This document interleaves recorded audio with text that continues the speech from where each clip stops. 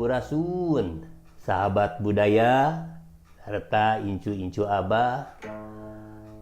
Dina danget ieu Abah bade ngadongeng dina judul Maung Eleh Jajaten. Astagfirullahaladzim, astagfirullahaladzim, astagfirullahaladzim. 7 kali maca astagfirullahaladzim. Bulu kukus mayung kamangung kamangung kasang rumuhung. Nada agung nyaparalu nada jemara pangampura pangampura kasadayana. Ka inung nunganung ka bapa anu ngayuga, ka inung anu teu nganung ka bapa nu teu ngayuga, ka eyang Adam eyang Hawa, ka Gusti nu Maha Widi, ka Gusti nu Maha Suci, nu kagungan usik malik sadayana.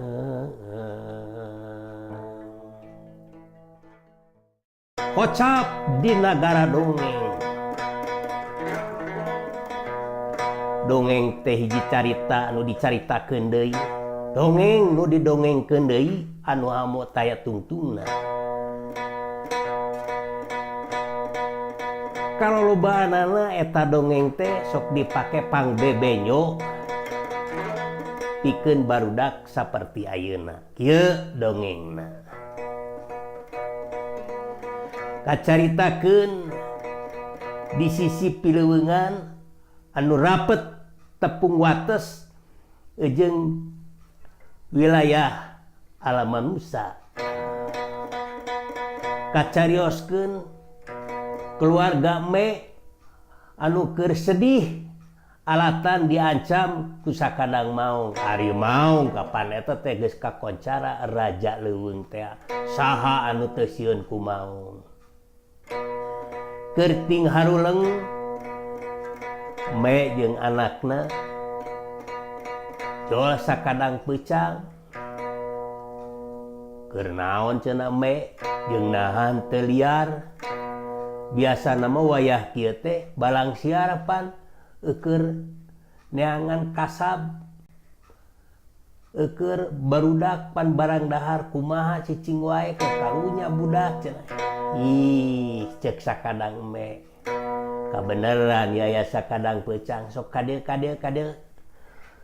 Urang ngobrol heula, puguh ge kieu ieu teh. Cek sakadang me. Kumaha? Puguh. Kuring teh keur diancam pati ku sakadang maung. Sabab keukeuh sakadang maung teh mementa wae anak kula erek di dahar cenah keur meujeunna.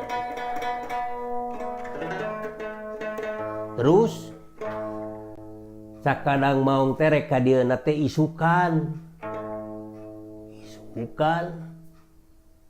erek kumaha atuh pikarepeun teu kumaha ayeuna teh kuring teh keur sosonoan nu matak henteu barang siar keur disusuan we da isukan mah bakal dicokot hiji.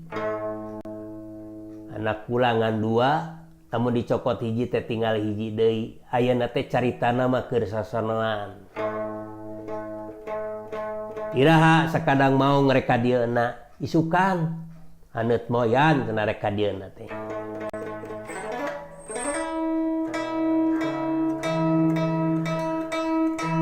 Cek sakadang peucang gampang nu kitu mah.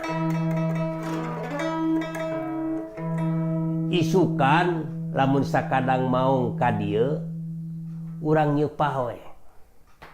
Nah kepokona urang nyeupah we. Ayeuna mah uring rek ini teula bade rek ngalaseureunna sok di dieu siapkeun. Aya gambir siapkeun. Aya apu siapkeun.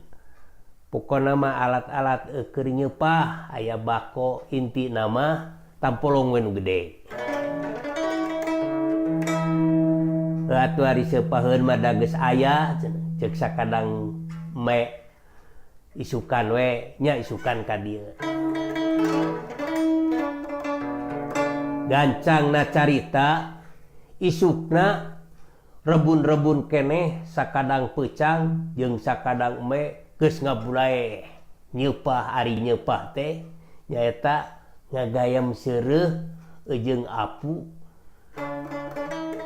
jeung gambir. Tah akibatna teh tina nyeupah teh jadi we urahak beureum ngabulaehna teh beureum. Tah butuh teh beureumna.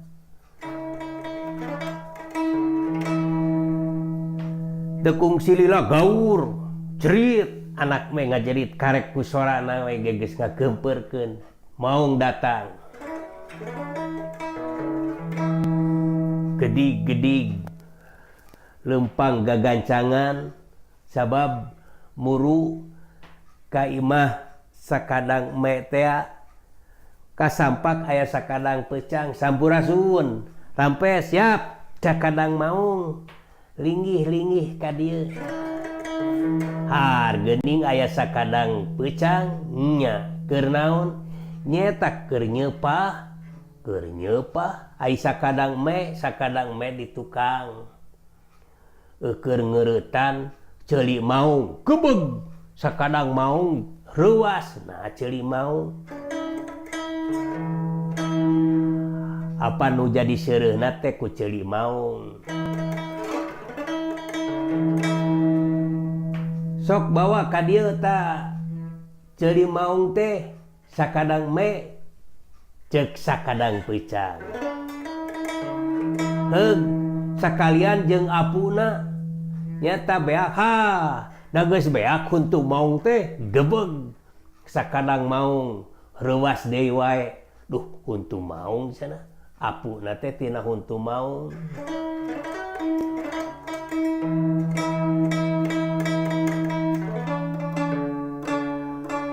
Sakadang maung teu lila sabab risi atuh kitu mah moalami. Sakadang peucang nemongkeun tampolong ada ieu ge geus pinuh cenah ieu naon heuh ku getih maung ieu teh beureum teh getih maung cenah. Awahing ku gila beretek maung teh rek ka mana cenah ceuk sakadang me teh cenah moalami sok bawa ka dieu eta cenah tos beak pan aya keneh cenah dina kulah keu maung ceuk me ka sakadang maung. Sakadang me nyampeurkeun ai sakadang maung geus lumpat panasaran barang gok nempok kula gebeg sakadang maung ngagebeg sabab dina kulah nya we aya keu maung atetela sakadang me jeung sakadang peucang teu ngabohong aya keu maung dina kulah beretek sakadang maung lumpat sakalumpat tampet mabur ka jero leuweung. Ti harita aman me sakeluarga teu diganggu deui ku maung. Tah kitu dongengna teh incu-incu Abah. Aya hal-hal anu penting tina dongeng eta tetela sakumaha barangasan tetep ari eleh ku nafsu nu mata kaduhung badan anu katempuhan teh kawas dina lagu Asmarandana. Tetela anu pinter mah moal bisa dielehkeun.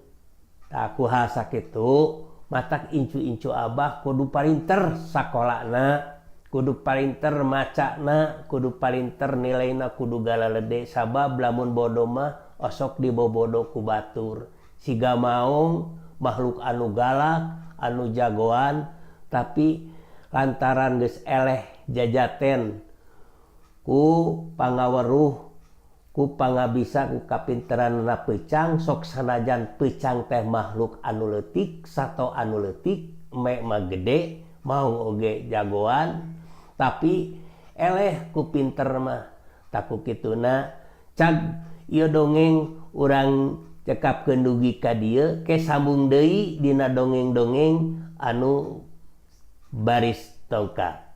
Assalamualaikum sampurasun.